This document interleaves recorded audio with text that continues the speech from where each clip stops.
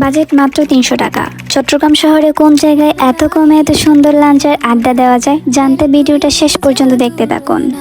Hello guys, আসসালামু আলাইকুম, welcome back to my another blog. আজকে আমার ঘুম থেকে উঠতে অনেক লেট হয়ে গিয়েছে, যদিও প্রতিদিন হয়। তাই কোনো রকম রেডি হয়ে দৌড় দিতে বের হয়ে গেলাম। এখন প্রায় 10:30 বাজে, আর আমার বান্ধবীরা সেখানে 30 মিনিট আগেই চলে এসেছে। আমি গিয়ে দেখি তারা দুইজন মহা দুমদাম ছবি তুলছে। মানে আমি আসার আগে তাদের ফটো শুরু হয়ে গেছে। এখনো অবশ্য আরো দুইজন আসা বাকি।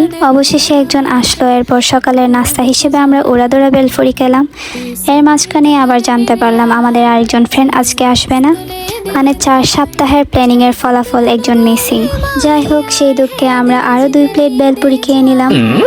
এরপর চলে গেলাম ফিনলেতে। সেখানে কিছুক্ষণ শপিং করার ভান করে ঘুরলাম। অবশেষে কিছু না কিনে সোজা রওনা দিলাম রুট সাইড কিচেনের উদ্দেশ্যে। ওইখানে গিয়ে আমার কালা কালা বান্ধবীরা সাদা হওয়ার জন্য ময়দা মাখামাখি করছে।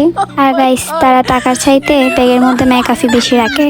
বাই দ্য ওয়ে গাইস, রুট সাইড কিচেনের ইনডোর ডেকোরেশন কিন্তু সত্যি বেশ সুন্দর। বিশেষ করে ছবি তোলার জন্য জায়গাটা আমার বেশ ভালো লেগেছে। এনভায়রনমেন্টটাও বেশ সুন্দর আর কমফোর্টেবল ছিল। আর সবচেয়ে ভালো বিষয় হচ্ছে আমাদের বাজেট ছিল মাত্র 300 টাকা করে। আর সেই বাজেটের মধ্যেই বেশ ভালোভাবে লাঞ্চ করে নিতে পেরেছি। খাবারের প্রাইস আমার কাছে বেশ রিজনেবল লেগেছে। সব মিলিয়ে বন্ধুদের সাথে আড্ডা, ছবি তোলা আর বাজেট ফ্রেন্ডলি লাঞ্চ, এই তিনটা একসাথে করতে চাইলে জায়গাটা আমার কাছে বেশ ভালো লেগেছে। আমরা প্রথমে খাবার অর্ডার দিয়ে দিলাম। আর খাবার আসতে যতক্ষণ সময় লাগে সেই সময়ের মধ্যে আমরা কয়েক হাজার ছবি তুলে ফেললাম গাইস। অবশেষে খাবার আসলো আর আমরা সবাই লাঞ্চ করে নিলাম। অনেস্টলি রিজনেবল প্রাইস হিসেবে খাবারগুলো আমার কাছে বেশ ভালোই লেগেছে। খাওয়া শেষ করে অবশ্যই আমাদের ছবি তোলার নেশা গেল না। আমরা বেশ কিছুক্ষণ গল্পগুজব করে আবারও কয়েক হাজার ছবি তুলে অবশেষে বাসার উদ্দেশ্যে বেরিয়ে পড়লাম।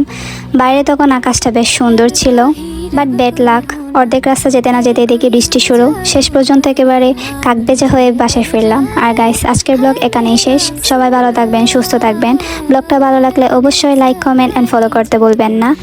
ও হ্যাঁ, একটা কথা বলতে ভুলে গিয়েছিলাম। হাজার হাজার ছবি তোলার পরও একটা ছবিও কিন্তু সুন্দর আসেনি।